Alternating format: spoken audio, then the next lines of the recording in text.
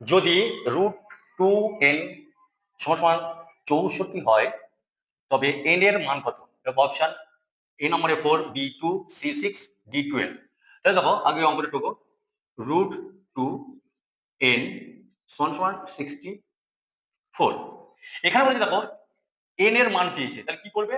দেখো √2n বসাও, এই 64টাকে ভাঙো, 64 ভাঙিয়ে নিলে ভালো হয়। 2 3 দুগুণি 6, 2 দুগুণি 4, 2 2 1 2 6 3 12, 2 8, 2 4, 2 2 1 2 3 4 5 6টা, তাহলে 2 6টা, 2 6।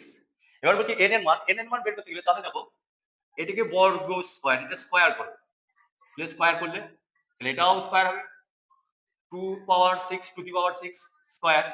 তাহলে দেখো স্কয়ার বর্গ গুণ করতে গেলে রুট হয়ে যাবে, 2n সমান সমান, তাহলে 2 6 দুগুণি 12, তাহলে দেখো এখানে 2 এখানে 2, তাহলে এখানে n এখানে 12, তাহলে n সমান সমান 12।